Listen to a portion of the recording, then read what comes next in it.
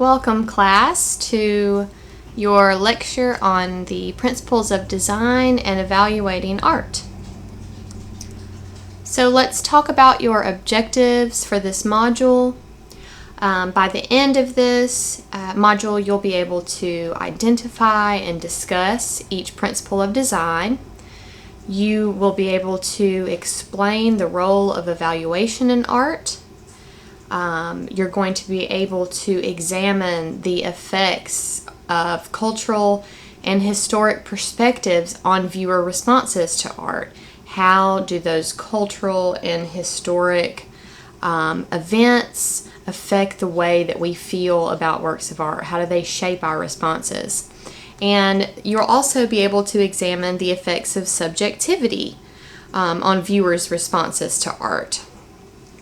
So what is going to be expected of you in this module is less than the last module. Congratulations on completing your first longer writing assignment. For this module, you'll have to read Chapter 4 on the principles of design and Chapter 5 on evaluating art. And of course, you'll need to watch this video in full and complete lecture notes and respond to the question prompt at the end. And I just want to remind you that you need to take notes consistently throughout the lecture videos. And then, of course, your discussion reading forum in which you'll complete your initial post and post at least 2 responses to your classmates. I think you guys are getting the hang of that now. So let's move right into the lesson. To open this lesson on the principles of design, I wanted to remind you of a concept that I mentioned before about the human tendency to try and impose order on chaos, to rationalize, to solve problems with logic. In addition to that natural impulse we have to create, we have that impulse to impose order as well. We're, as humans, made uncomfortable by too much disorder, by too much chaos. And so we try to organize that disorder. Organization gives us this sense of stability and security and control. So when the artist faces a blank canvas, or a solid block of granite, or an empty piece of land, in the case of an architect, he or she plans, controls, and executes the principles of design, of art and design, as a way to satisfy those basic instincts, to obey those basic instincts, to control, to provide order. The principles of design are what artists and architects use to arrange or organize the visual elements in their works of art or architecture.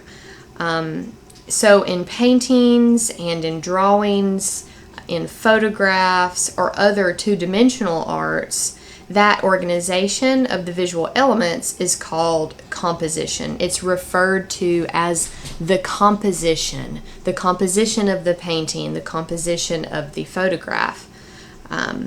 So design, however, is a broader term that can be used to discuss the application or arrangement of elements in all of the visual arts.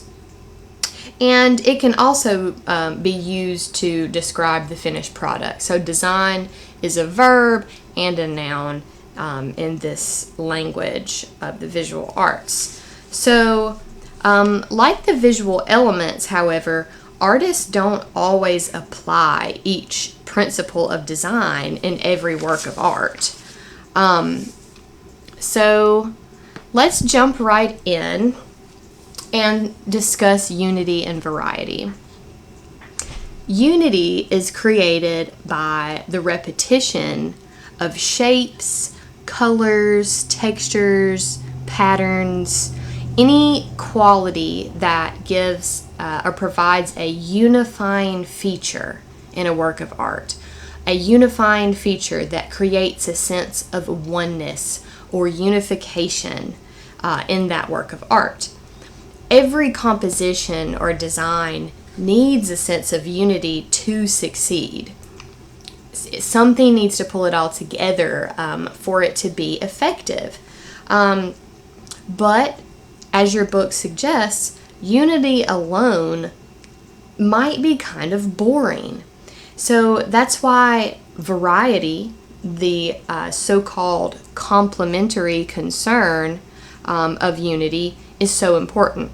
Unity and variety, they go hand in hand to make a work of art great, to make it understandable. Variety provides that diversity to the work of art. It offers visual interest and energy. So the more variety that you have, though, the more chaotic your work of art might become. So, at one end of the spectrum, your artwork might be really boring. And then at the other end, it's going to be too chaotic. So that's why most artists strive to balance between the two. Your book mentions John McCracken's Untitled work up in the top left-hand corner from 1970. It's this long, yellow, rectangular board, and it is made from fiberglass and plywood, and it's coated in this polyester resin. And you could say that there's some variety in the varied, the length is different from the width. It's not a perfect square. So you could say it has that little bit of variety, but that's kind of a stretch. It's really an over-the-top example of a unified work of art. It may be kind of exciting because it's yellow. Think about how energizing the color yellow is, and think back to Carmen Herrera's work. So imagine if this work of art was black. It might even look like raw material for a building project. So that's one way that color, one of your visual elements, can provide some excitement to what would other be a somewhat boring work. But to each his own. So what about this other work here by Tara Donovan? It's also untitled, but generally referred to as Styrofoam Cups. This work had some varying dates, so I just put circa 2000s. It was an installation that traveled to several different sites, so that makes sense why it would have varying dates. So what are the unifying elements of this work of art? Well, it's white. It's definitely unified in that color or absence of color. And it's also unified in the presence of the styrofoam cups. There are approximately 100,000 identical styrofoam cups in this work of art. So it's unified in those ways, but the arrangement of these elements also creates a sense of interest and variety. Its undulating cloud-like formations create an almost earth-like terrain. The biomorphic shapes create peaks and craters that alter the way that the light interacts with it, creating highlights and shadows. Donovan's known for using these common objects too in a lot of her work, like pencils or paper plates, because she feels like her use of those materials creates a connection with the viewer, kind of makes her work more accessible. So this is a great work that exemplifies unity and variety. So what about Sarah Z's Triple Point? This is a very chaotic installation, especially upon first glance. Like, it looks like a mess, like a project gone awry. But But if you look a little bit closer, look at a little bit longer, you'll see that there are some orderly elements. There's this kind of this circle of fragments here that clearly it's very neat and tidy. The boundary of the shape is anyway, like within the circle it's still pretty messy, but there's clearly been some order imposed. But it's only a little bit. It's at least contained. And then you see some repeated lines created by these tubes here working their way up to the rooftop, to this kind of jumble of other tubes. So for the most part, though, this is a pretty chaotic work. This is leaning towards that too much variety end of the spectrum. One critic suggested that the power of Z's work, however, is in the sense of narrative or story that lingers. Like it perhaps seems like someone just abandoned a project. And that kind of reinforces the notion of chaos too. So let's talk a little bit more about unity and variety by looking at this work by Jacob Lawrence. Jacob Lawrence is one of the most important modern artists of the 20th century. He was known for his modernist depictions of everyday life and for his epic narrative depictions of African American history and historical figures. He was a master of these lively compositions, and his work often serves as an excellent example of harmony via this balance of unified and varied elements. And he's probably most well known for the Migration series. I encourage you to look that up. It shows the flight of more than 1 million African Americans from the rural South to the industrial North after the start of World War I. So in this painting, however, in Going Home, Lawrence exemplifies balance and unity. He established visual continuity with the repetition of lines and shapes and colors, like the vertical lines of these seats and the horizontal parameters of these windows and the shelf and some here in the floor. So you see repeated lines, you see repeated shapes, and you see these same shades of red and green and yellow and even black.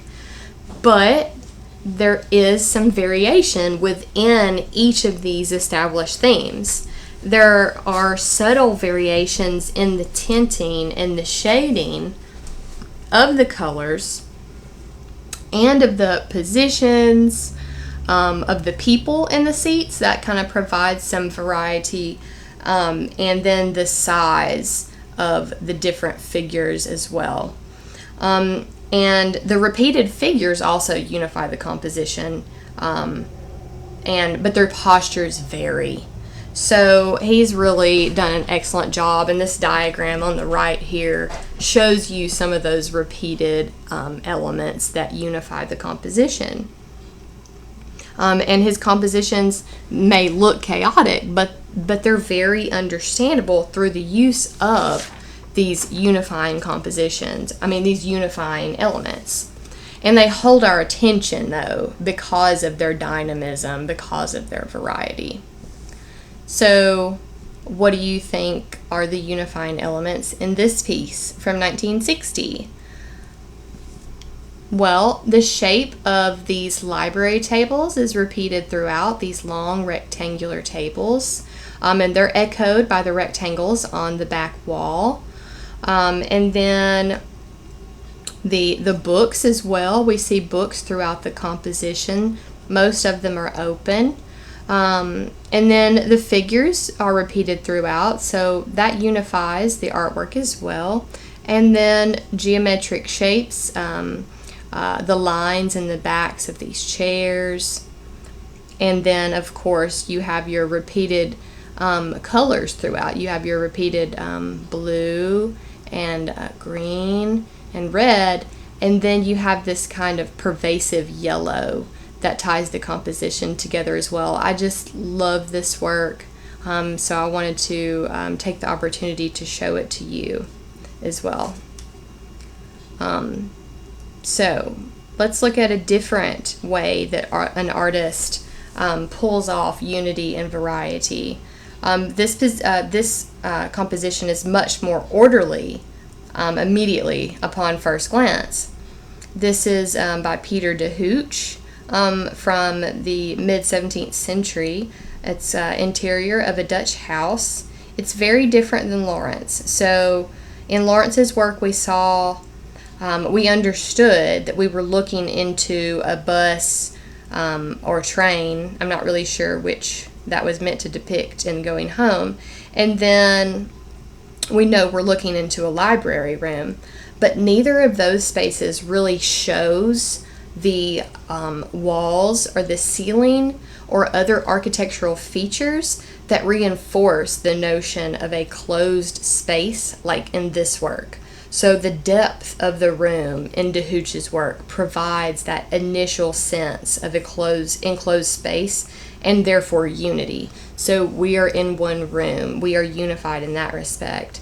And we're also unified in the repeating squares on the floor, the rectangles of the ceiling, and the lines in these windows, the lines of the architectural beams. You see some lines echoed faintly here in the mantle as well.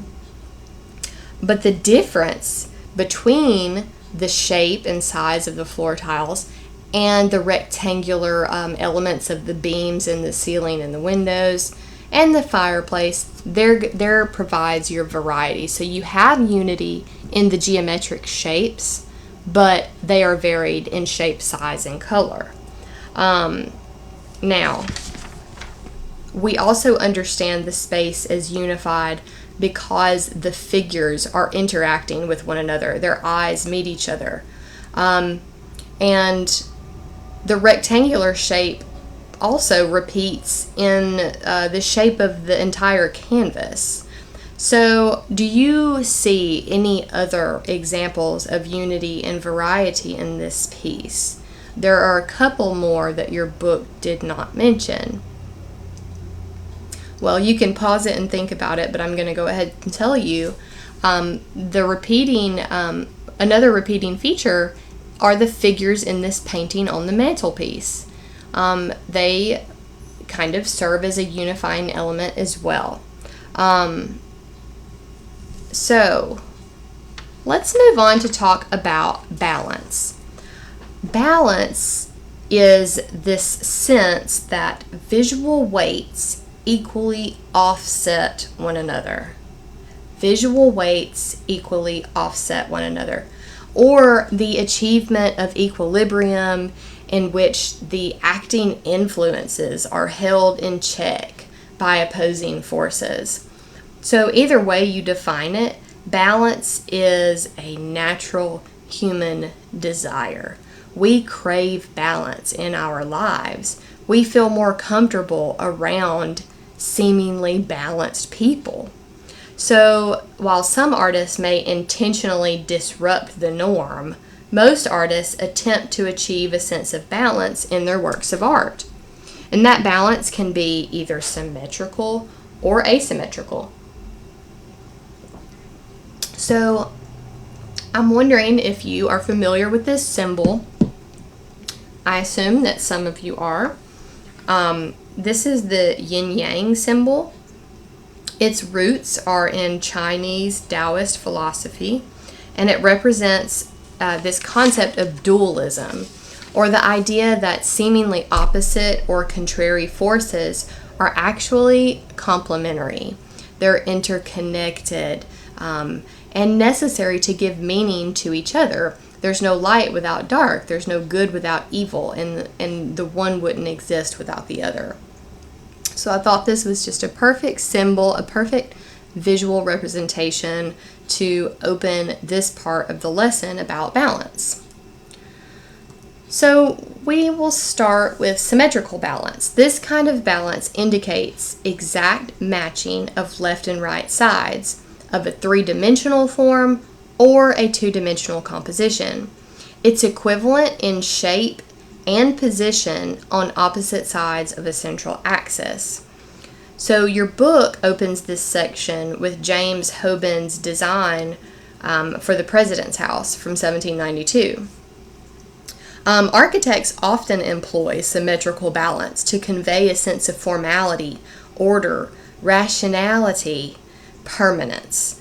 And we hinted to this earlier when we discussed the political purposes of the Supreme Court building.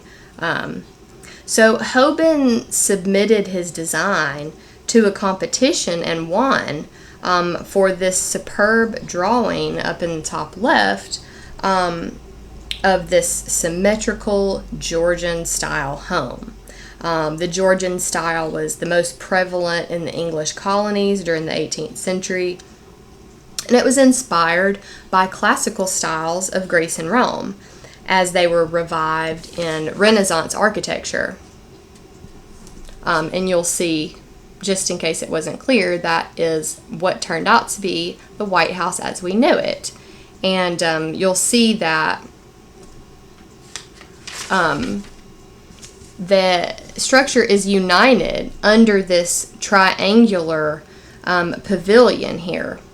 The windows are evenly divided on either side of the central axis. And you can see that these ornamental details here above the windows they vary. You know, you see this one is rounded, this one is has a triangle, has a point, but they repeat the same on either side of the central axis. And in this photo here, you know, you'll see that the design was used. This fountain in the center reinforces where the central axis is, and so does this flag on top. So again, symmetry is used in architecture because it conveys permanence, stability, and poise. It's also easy to understand and presents a unified front.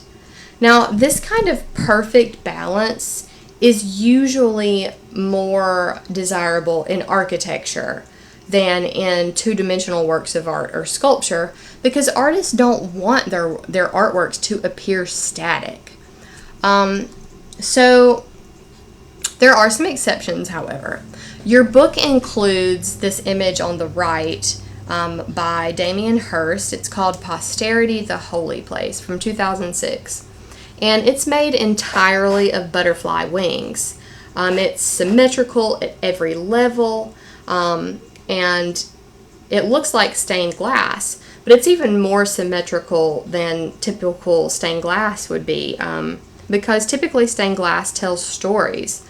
Your book mentions how symmetry is common in religious art because that level of order or perfection easily conveys the concept of God or divinity.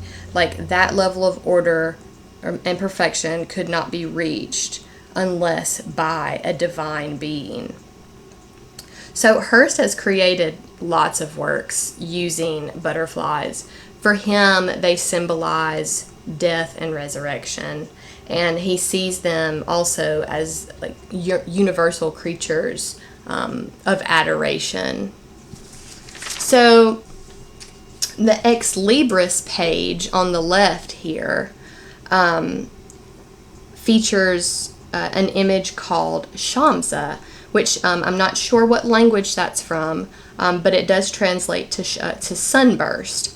And Ex Libris refers to this tradition of identifying book ownership Ex libris basically means, it's Latin, and it basically means from the library of. So this page here would have been inside the front cover of a book. And anyway, what we see here is an example of radial symmetry. So this is meaning that all the elements revolve around a central point. All of these symmetrical elements revolve around a central point. And I just thought it was beautiful and wanted to take this opportunity to include it. This sunburst design is also evocative of a sense of spirituality or religion. It kind of looks like the Buddhist mandala or mandala, which are basically these objects of meditation. This book, this belonged to Shah Jahan, the same emperor who commissioned the Taj Mahal that we talked about before. And it really reflects, the gold paint reflects the sense of opulence and grandeur of that era. It also it harkens back to the gold that was used to portray the halo of saintly figures in earlier works of art, in Christian works of art. So it gold kind of creates a sense of light, divine light. So we talked a little bit about perfect symmetry, mostly used in architecture. Now, this type of symmetry, well, first of all, just looking at this work of art next to the diagram, what kind of balance do you see? This is not a trick question. It's asymmetrical balance. It's much more dependent on intuitive balancing of visual elements. Hold on. Okay, there we go. The left and right sides of this artwork are not the same. Now, various elements are balanced according to their sizes or their meaning, and they work around this center of gravity where the most weight is placed in the composition. In Lavinia Fontana's Noli Me Tangere, from the late 16th century, we see a composition that appears balanced because of careful execution of weight and counterweight. This is asymmetrical here, but it's still not perfect. So the title of this work translates to "Do Not Touch Me." So some sources talk about how Jesus is blessing Mary, but other sources that are consistent with the Bible suggest that, and in keeping with the title, that Jesus was saying, "Do not touch me. It's time for my followers to let go of my earthly presence." So either way you look at it, this is a scene where Mary Magdalene has initially mistakenly identified Christ as a gardener. I mean, he's carrying a spade, and he wears this oddly placed straw-like hat. And in the background, though, we see Mary walking with an apostle, encountering the angel guarding the empty tomb of Jesus. And so we see Mary is this very heavily weighted figure. Look how much space she takes up in the picture plane. Her garments fold outward, so she is definitely an important part of this work of art. But Jesus is as well. It's their interaction that is so weighty. It's clearly more important than what we have going back here by the tomb.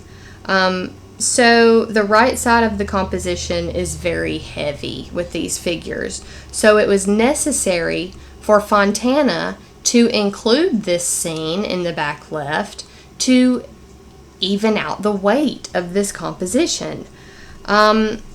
Your book includes two versions of this scene. It's so two paintings of the same content to convey how very differently each of these artists handled the composition. So this is Titian's version of Noli Me Tangere, painted about 60 years earlier, and it's much more subtle than Fontana's work. The figures are more centralized, so we don't have any trouble reading them as the center of focus. Softer colors are used in this composition. Now there is a stable triangular structure underpinning this composition, although it is irregular. But where the head of Christ, if the head of the Christ is one point on the triangle, it follows down to Christ's foot, and then the other side starts at the tip of Mary's dress here and follows back up to the head of Christ. That's two sides. And then we read an implied line from the tip of Christ's foot to Mary's hand to the back of her garment. And the central axis, this is the axis is the line at which all the movement rotates around in the work of art. So the central axis adopts one of those lines from the triangle, and it starts here at Mary's red dress, and it follows up through Christ's head and up to the tree. So your central axis runs from the top left to the bottom right. And so because there's a lot of weight on the left side of this axis, I mean, the whole interaction is taking place on the on the left side of the axis. The whole interaction in the entire triangular structure. That's why this little village was added in the top right corner to balance out that weight, to balance out the very strong weight of Jesus and this tree. And Mary's dress is painted this red color, and red is a color that comes towards the viewer. So it's trying to compensate for the heavily weighted left side of the composition. And this jagged path that leads up to the little village kind of acts as a balance to this lower limb that's jutting out here. And then the blue of the background here. That's also a careful choice to keep this composition balanced, because blue recedes from the viewer, unlike the red. So all of those were very careful choices. And here's a look at the two paintings side by side, so you can really see how Fontana could have painted this interaction here, not planning on having to add the tomb, and had to add it as an afterthought because the composition was so unevenly weighted. And that's all speculation, of course. But then Titian, from the outset, who is regarded as a master, planned this composition with a lot of careful attention.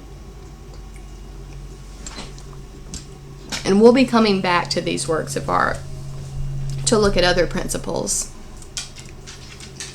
So this is an extreme case of balancing, of dynamic balancing. This is a work by Edgar Degas. It's called Jockeys Before the Race.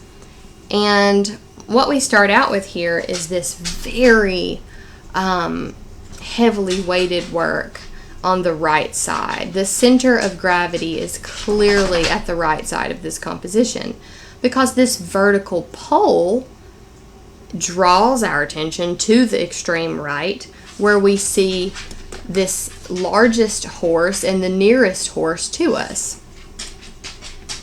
Now, there is a solitary circle up in the top left that represents the sun, and it kind of draws our attention to the left. Its light color pops against the darker background, and believe it or not, it looks inconsequential, but this tiny blue wisp here also draws our attention, or at least reinforces that we look at this sun disk in the sky.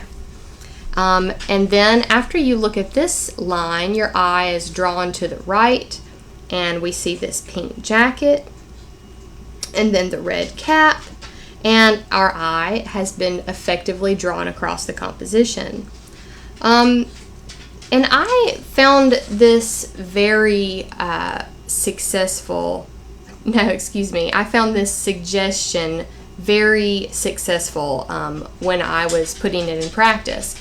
Like the earlier suggestion, would your book suggest that if you're having trouble noticing form, to turn the work of art upside down. So your book asks that if you don't really buy into this notion of balancing, of careful execution, if you would cover up one of the elements that we just discussed, cover up this line, cover up this disc, cover up this hat, either just with your finger or mentally, then you would have to admit that the composition loses some of its interest. Our eye moves across the composition because of these visual cues, and it's weighted. Even though it is this extreme example, it does balance out. So what kind of balance do you see here in this work by Degas? It's also extremely asymmetrical. The shape of the staircase is a place where you might start. It kind of echoes the bodily positions of these dancers in the upper left part of the composition here. And their implied motion directs us to the right side of the composition. The lines in the floor echo that sense of movement as well, leading to this instructor up here on the right. And then notice how the top left weight of the composition is balanced out by the heavy weight of this triangular group in the bottom right. Degas' planning is very adept. As our eye traces from the staircase through this procession of dancers, up to the teacher, down to the group, we end up following the lines back to the left to the beginning of this staircase that really grounds this left side of the composition. And I think that we have this triangular shape here that's very clear, but there's also kind of a negative triangular shape here, and some might have thought that that was a strange compositional choice to have this much empty space, but it's really not empty if you take a good look at Degas' work. It's very textural. It's these shadows are gorgeous and fill out what you might think was empty space. So definitely an interesting composition. I just wanted to include this because Degas is such a master. So in addition to the balance that we seek to ease that desire for order and visual clarity and harmony in our lives, there's also a very necessary, essential purpose for balance. Architecture and sculptural works need balance to remain standing.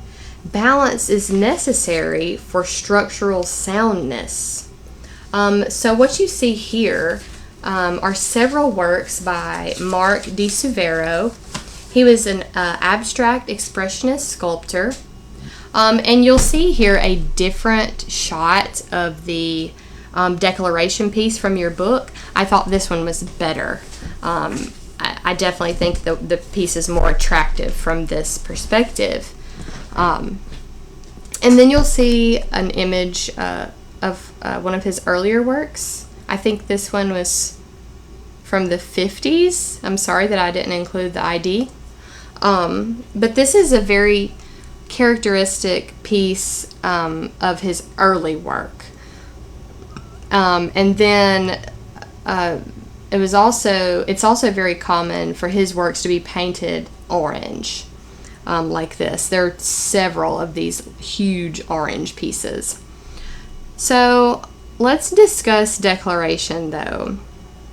It's basically, first of all, it's near a beach in Venice, California, and it weighs 25 tons, and it stands about 60 feet tall. And it's basically this long V-shaped piece that's balanced on top of a three-legged base.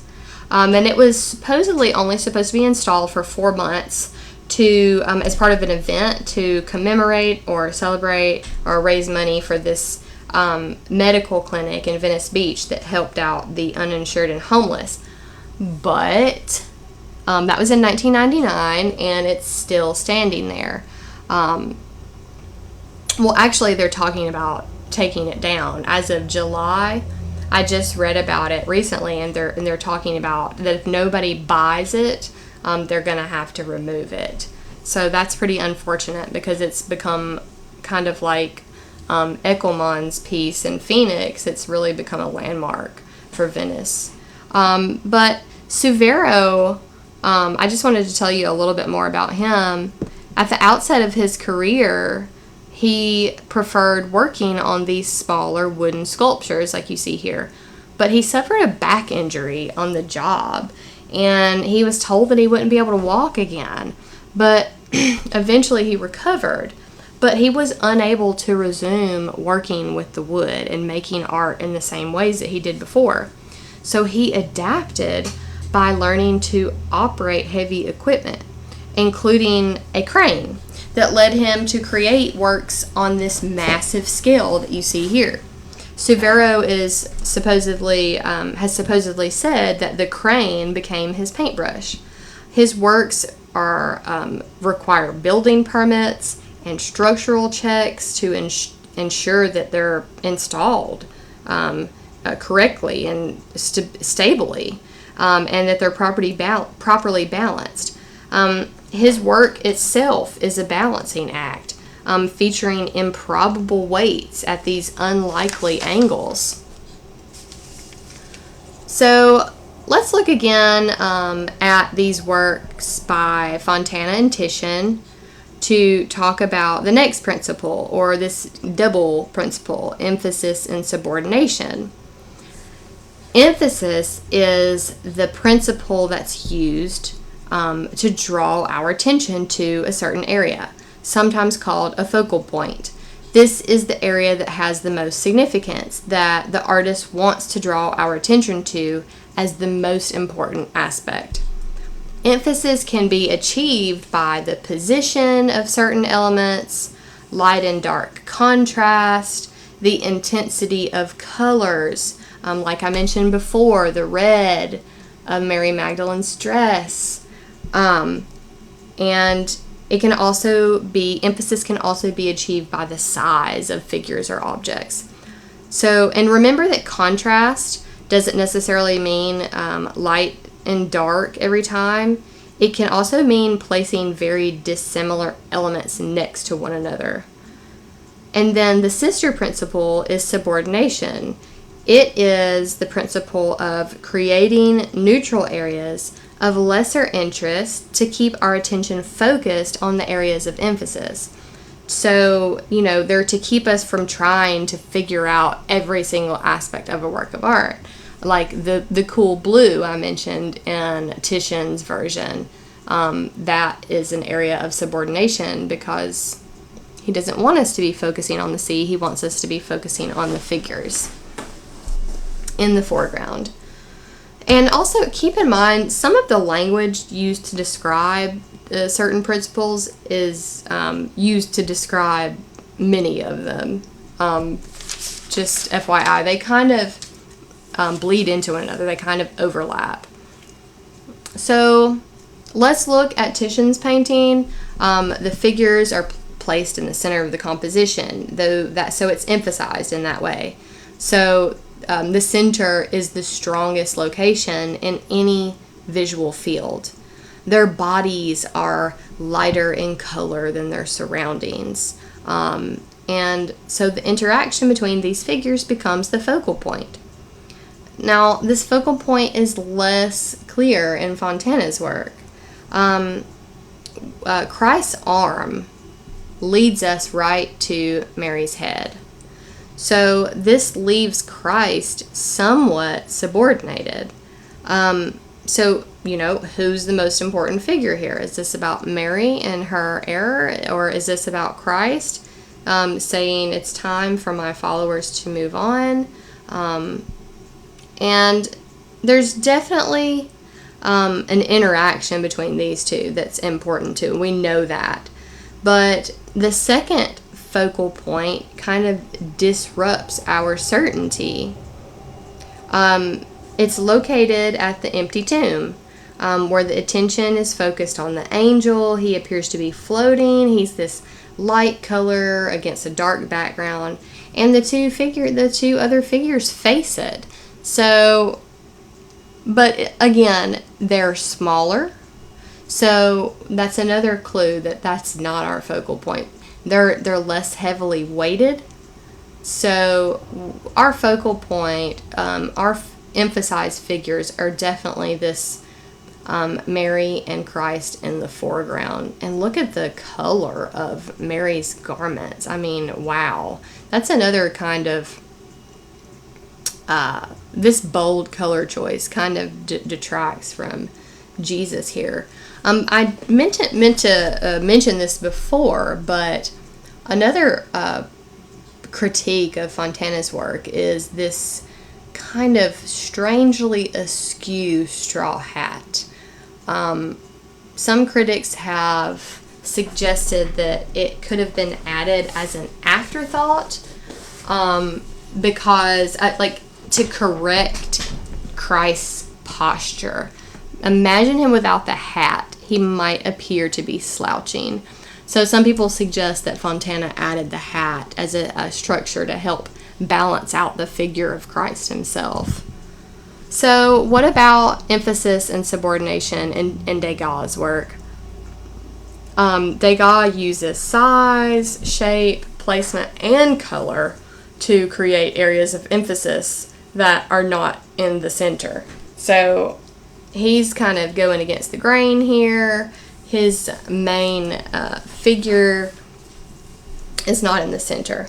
So position there, he's definitely toying with us. But size, these figures are important, but they're smaller. He's using these shapes, this line here and the disc in the sky to create emphasis. He creates emphasis with the color of this jacket and this red hat.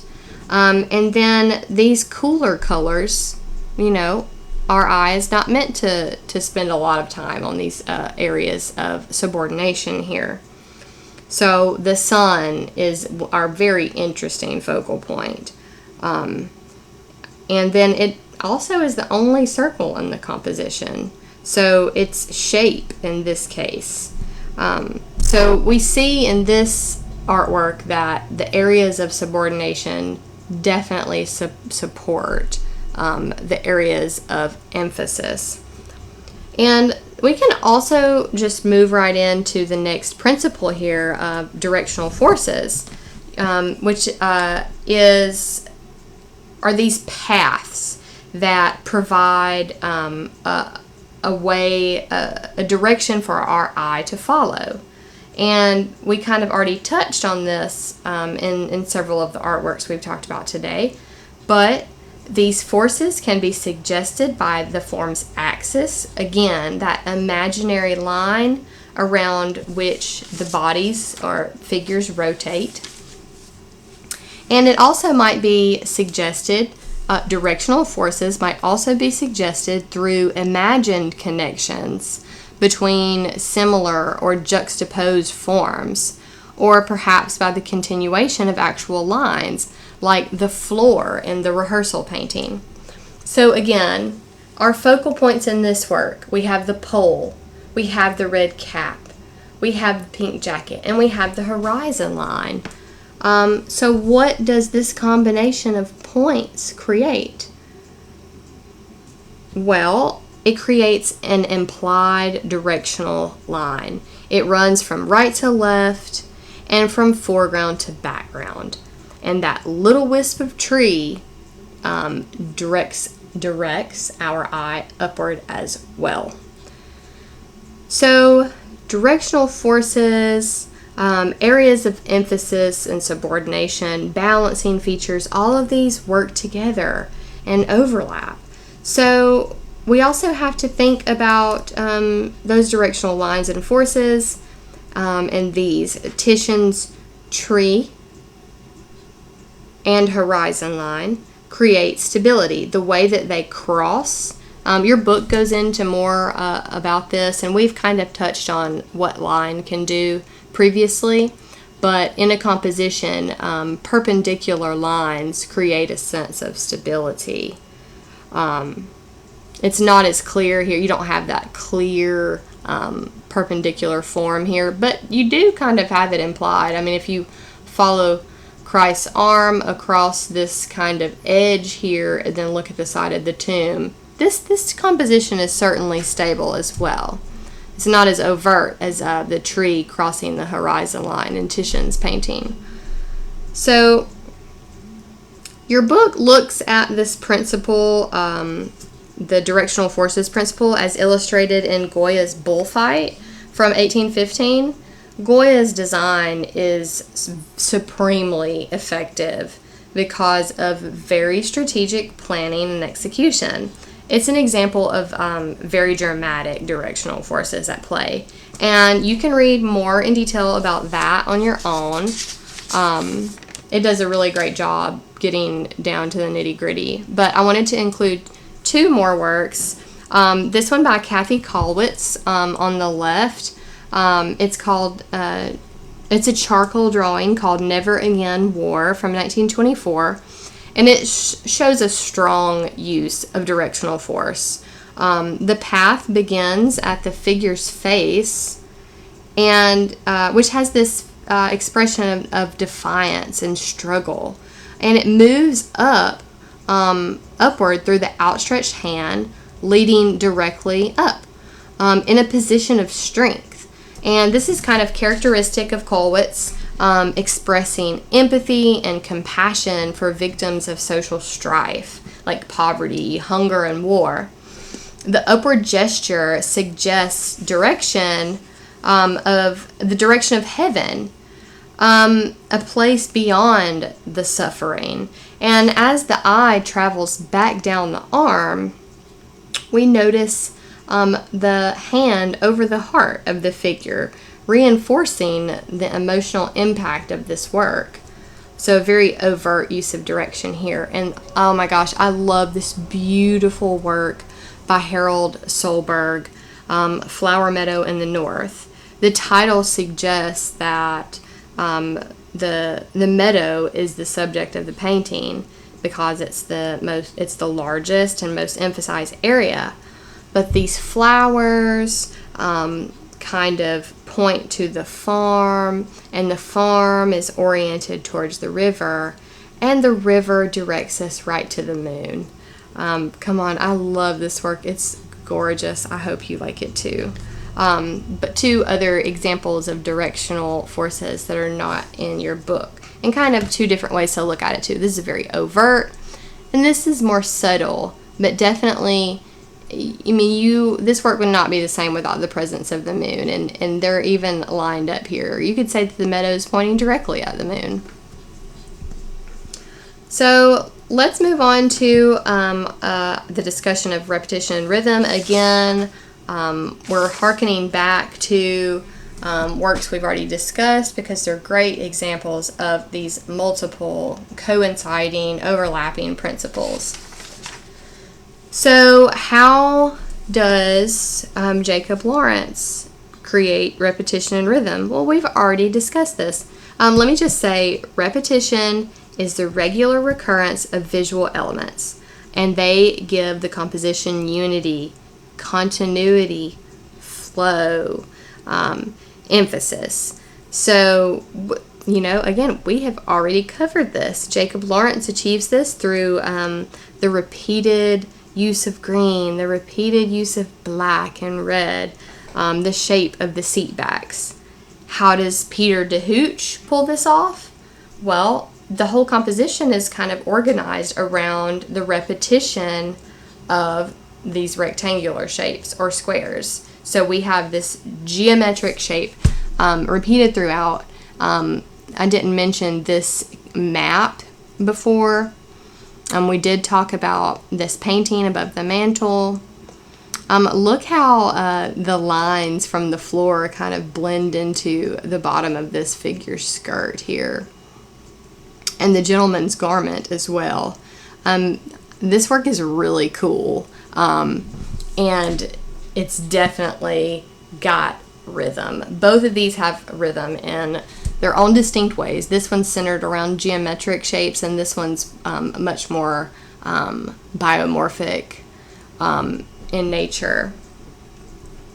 So, along with the repetition and rhythm section, we have this Afghani war rug. And so, pattern is this all-over design created by repetitive ordering of certain elements. It's common to many textile traditions, like think about the Yoruba indigo resist dyed cloth. Think about the quilts. This is an Afghan tradition where we see these carpets with imagery. And particularly since 2001, we see images of war. In this rug, we see repeated hand grenades, helicopters, and automobiles. So when we think about rhythm, we think about any structure of dominant and subordinate elements in a sequence. So we generally associate rhythm with the temporal arts like music and dance. But in the visual arts, rhythm is created by the regular occurrence of elements with related variations. So this principle is used by artists as an organizational and expressive device. And the most simple way to create rhythm is by repetition. So I'm just hammering in these notions. This is an untitled photographic collage by Wallace Berman. And we see this repeated image of the hand created by this early photocopy machine. And with a slight variation of exposure, we see different shading in the hands. But we still get so we get unity through the repetition of the hand. We get variety through this slight variation of exposure. And then we also get variety with these different photos and the different Hebrew letters that Berman included. So in this work by Ogata Karin, Cranes, we are looking at the simplified birds, these simplified yet repeated birds. There are some variations in height and positions, and their feet and hands and beaks create a directional force over to the empty rectangle on the left, and their heads are held high. Your book says that they seem pretentious, which I think is just really funny to think about birds as being pretentious. But I love this work. It has that opulent gold color too.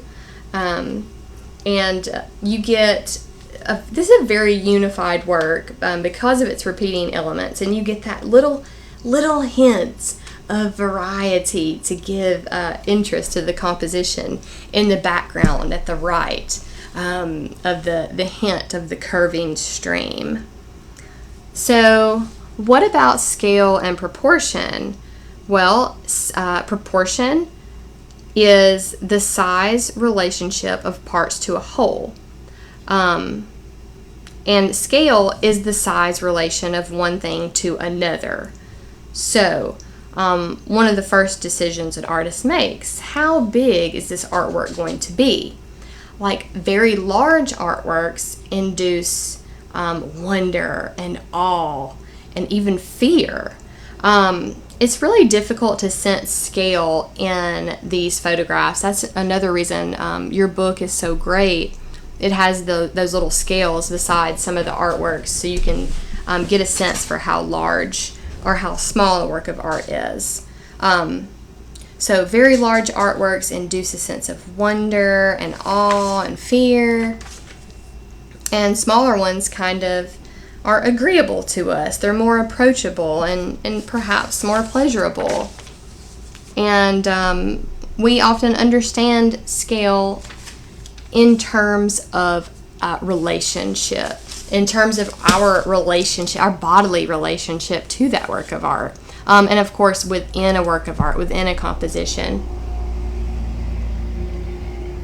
This diagram illustrates how one object that's the same size looks smaller in proportion to larger objects and larger in proportion to smaller objects. Lots of artists distort scale for visual effect. I'm going to butcher this pronunciation. I'm so sorry. Cildo Morelos, really the artwork is kind of hard to pronounce. Cruzeiro do Sol translates to Southern Cross. It's a very small scale artwork. It's these two very tiny blocks of wood joined together. They're not even half an inch across. And these photos of this work usually include a hand to convey the sense of scale. And the small scale that he used was very intentional. He wanted to make a political or social statement about the way that people ignore the Southern Hemisphere and neglect them. Morelos felt that most people don't think about the significance and the contributions of these countries for producing many of the world's natural products and clean air. So this work, very small, very intentional, and it's kind of difficult to put on display because it's often overlooked, which is really funny because, sad and funny, because that echoes the artist's thoughts. It reinforces his point. Everything about it is very intentional and thoughtful. So Klaus Oldenburg and Kusa van Bruggen, this work is called Shuttlecocks, and it's like at the opposite end of the scale spectrum. There are these 4 huge metal shuttlecocks on the lawns outside the north and south facades of the Nelson Atkins Museum of Art in Missouri. So they're 18 feet high, they're about 5,000 pounds each, and the artists use distortion of scale here to poke fun at the institution of the museum, mocking its kind of prim and proper atmosphere with this playful irreverence. Many critics thought that it was not in keeping with the serious purpose of the museum, and that was precisely why these artists were trying to ruffle some feathers, so to speak.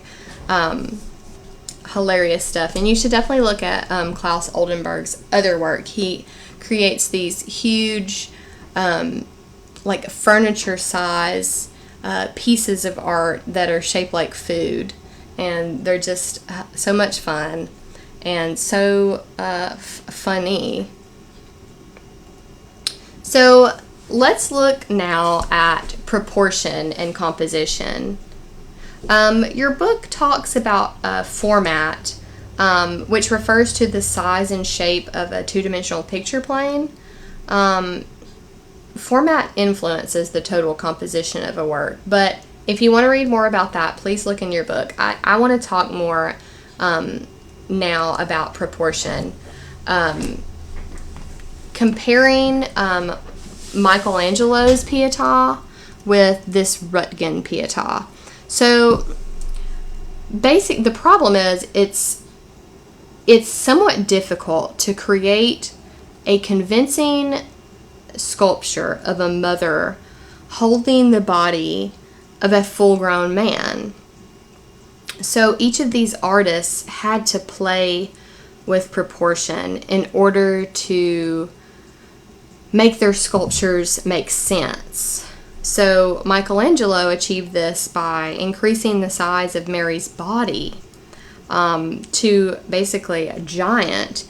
But our eyes and our minds don't mind this alteration because we're too focused on Christ's correctly proportioned body and the way they work together. Plus, Mary's head is the correct size. So, the Röntgen Pietà, however, who we don't know who it is, solves the problem by essentially abstracting the figures. He exaggerates Christ's emaciated body, and both heads are extremely large. And so what happens here is the emotional impact is much stronger a focus in this work of art than the beautifully illustrated bodies in Michelangelo's.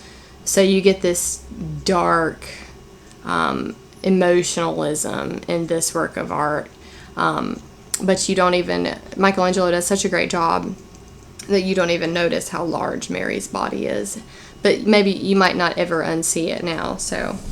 But it will get you to thinking about that principle and how proportion works and how it can be manipulated in a work of art to make it work. So let's talk a little bit about Chapter 5. This is going to be a very streamlined, abbreviated conversation about this chapter. It's not an artwork-heavy chapter.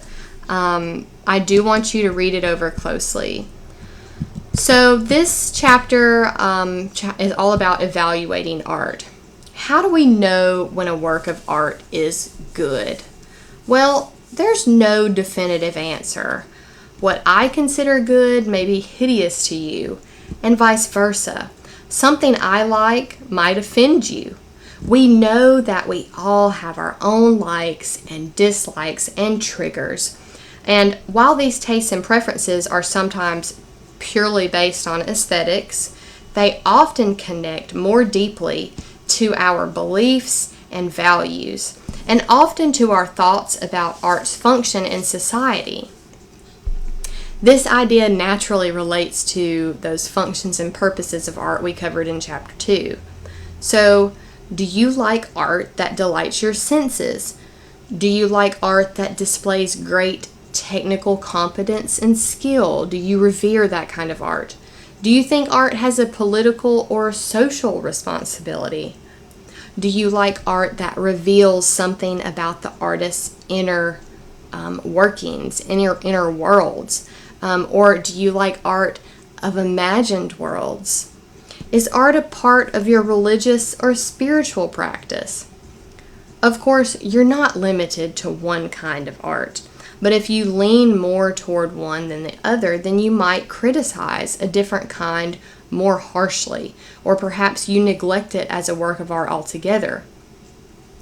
So how is a viewer to make qualitative judgments about art? Well, quality is relative.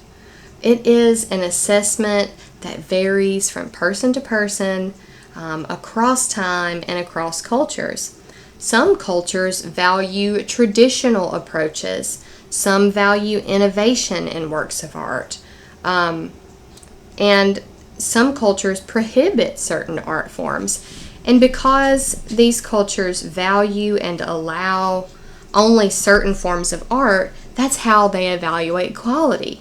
If the work of art doesn't meet that criteria, it's not perceived as being very good. So while this means that evaluating art can be a bit inconclusive or uncertain, that doesn't make the process any less valuable. So subjective judgments about the quality of works of art are inevitable because we simply bring our own unique criteria for assessment to the table. That doesn't mean that there aren't certain trends or tendencies or structures or models used in evaluation. There are different camps, if you will, and these include both positive and negative assessments. So we're going to look at the three basic theories or camps for art criticism as practiced by professional critics and writers, and historians and museum professionals. These are your three basic theories for art criticism. So number one, formal theories. These look at the formal elements of the composition to see if it shows innovation, to see how it has been influenced by previous works of art or artists, or to see if it influences other artists. Two, contextual theories. These theories look at the cultural, political, social, or religious climate in which the artwork was produced to evaluate its meaning. Pop culture and technology also influence this kind of art theory. And then you have your third, the expressive theories. I think this term is a little misleading. Consider if I just asked you what you thought that meant. I think you might say something like, these theorists evaluate what is being expressed by the subject. And that isn't necessarily wrong, but it's incomplete. So maybe I'm underestimating you and the author of this book, but essentially this theory is all about the artist. How does the artwork express the inner world of the artist? What are their skill levels? What is their skill level? What are their intentions, their emotions? How does it reflect their mental state? Your book also mentions gender. How does that affect their art production? Expressive theories are evaluation about works of art that flow from what we know about the artist. So let's look at a few artworks, make some assessments, and quickly, I'm trying to abbreviate this lesson, try to apply these theories quickly. So looking at Titian's Pietà, yes, another Pietà and another work by Titian. Because formalist critics always want to compare works of art to those that came before and those working in the same time period, the first thing they look for, when was it made? They look for this because they value innovation, so they need to know, is the artwork fresh for that time period? Does it offer a new perspective? So they really look at composition to see how the work of art was made. So keep in mind, this analysis is abbreviated. It takes time and research to do this. So, the book is kind of filling in the gaps here. So this piece was created in 1576. It displays innovative brushwork for this time period. Titian was aware of how his contemporaries painted, but he wanted to do something different. So he took more liberties and added expressiveness by leaving signs of the brush. So basically that means you can see the brush stroke. He painted kind of messily. It doesn't look like a perfect depiction of reality. It's not a trompe-l'oeil painting. So what about in Delaunay Turc's work, Simultaneous Contrasts? Well, the artist was influenced by Cubism. This was painted in 1913. She departed from the normal regimen of Cubist production. She created a sense of dimension in several of these colorful shapes by the value in each shape, or shading from light to dark, rather than overlapping the planes and creating a truer sense of depth or perspective. And in Jean-Michel Basquiat's Horn Players, what do you think formal art critics would look at in this work? Well, graffiti influenced his techniques, clearly. And he's got these 3 different panels here. That would be important to formalist art critics too, to talk about the way the composition is set up. He avoids making them look like one work of art, or 3 different works of art though, because he has these elements that create unity and continuity across the 3 panels. So they would be looking at date, composition, use of line, all of the visual elements that we have studied already, and all of the principles of design. That's what formal art critics look at. What are the objective facts about the way that the artwork is arranged, and how does it fit into other artworks from the period? How does it fit into their contemporary art scheme? So let's look at these again and think about the next theory. For cultural theorists, again, it's important to think about the environmental influences. What were the cultural values of the time? Was this work in favor or against those values? This work was meant for viewing in the chapel of a church. Christian themes are clear in this picture, but death is depicted quite gruesomely because it was painted during an outbreak of the plague. It's a very mournful depiction of Christ's death as a way to indicate the deep grief that Titian was feeling over the many deaths, losses from that period in history. Now, what about Delaunay's work? Well, sometimes a work of art might lend itself more readily to one theory than another, or it might eliminate itself from one mode of evaluation as well. Delaunay Turc's Simultaneous Contrast does just that with contextual theory. This work lacks the drama and the emotional connections of the previous work to the time period. Now, what is this? How does this fit into the time period? Well, it's a formalist interest because this is a colorful cubist landscape that was likely created as an experiment of the interaction of colors. So rather than it relating really to any cultural, religious, or economic occurrences of the time, it really fits more into just what was happening in that insular art world.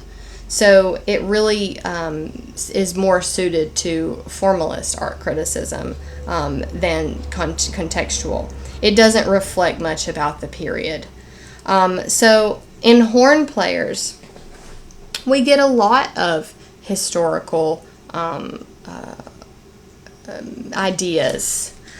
We see that Basquiat was very knowledgeable about jazz and particularly admired the bebop movement that was popular in the 40s, because we see depictions of Charlie Parker here on the left, and Dizzy Gillespie on the right. And we also know that Basquiat was very educated about the history of art as well. A hint of this is evident in his little subtle reference to Van Gogh up here.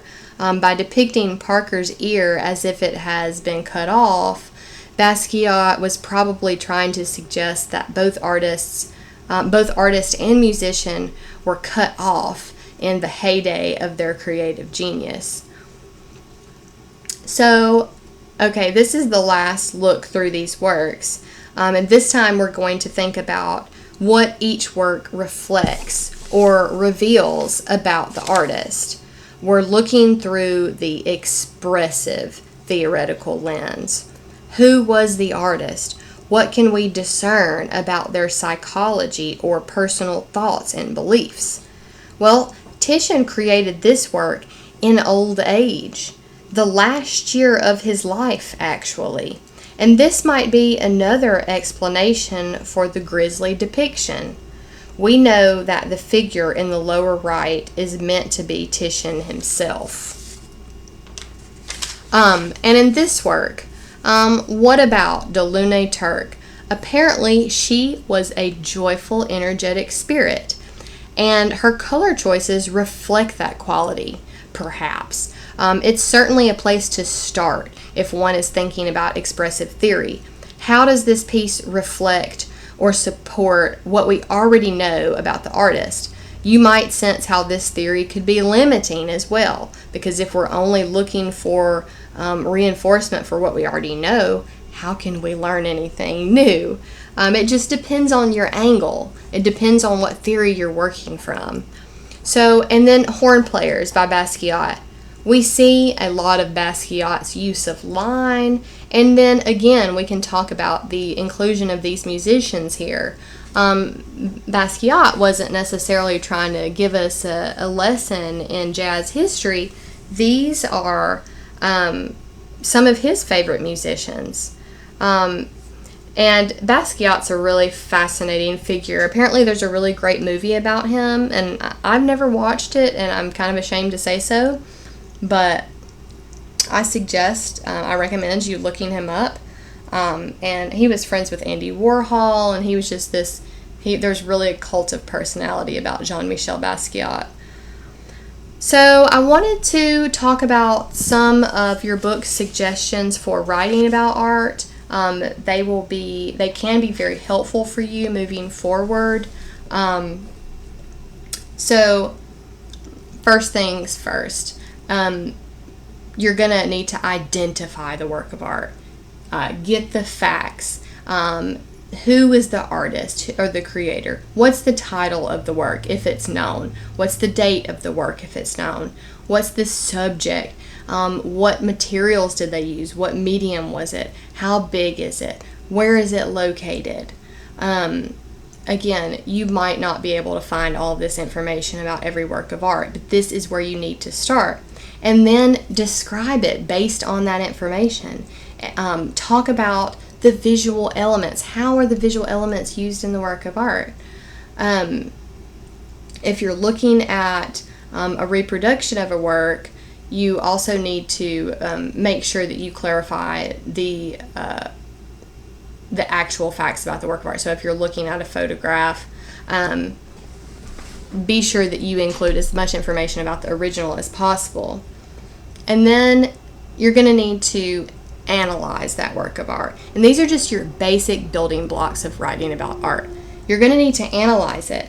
How does the choice of material affect your perception of the work of art?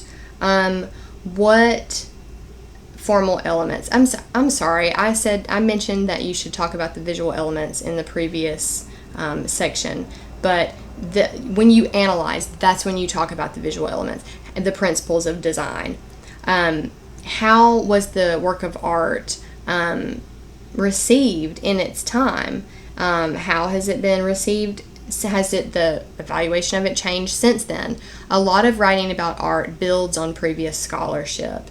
So, and then evaluate. How important is this work of art? What does this work fall into the category of being of high quality? And again, you're not going to be able to remove yourself completely. There's going to be some subjective element to your art analysis, but you need to strive to be as objective as possible. How does the work of art affect you? How has it affected other viewers? And what's its purpose? So keep these tips in mind. This is an excellent kind of loose guide for writing about art. Now, read about censorship in your book. It includes some very interesting examples spanning from the 16th century through some contemporary incidents occurring on Facebook. That section about censorship kind of introduces you to the realities that the United States is pretty open and accepting about art, even though it was kind of a long, hard road to get here. But particularly in contrast to other governments and religions, we have a lot of freedom, with the occasional outrage when it comes to obscenity or excretory materials used in artworks. Yes, one of those is described in this chapter as well. Chrysophiles, the Holy Virgin Mary. Please read this section. And do read more about the relationship between artworks and their cash value as well. It's a very fickle, elitist culture, and you cannot trust that a work of art is valuable based on its price tag. So that's a wrap for this lecture video. So please take some time to answer the question prompt. Explain at least 2 ways in which an artist can create emphasis in a work of art. So please identify and include in your discussion an example of an artwork that demonstrates this emphasis, and identify it based on the factors listed.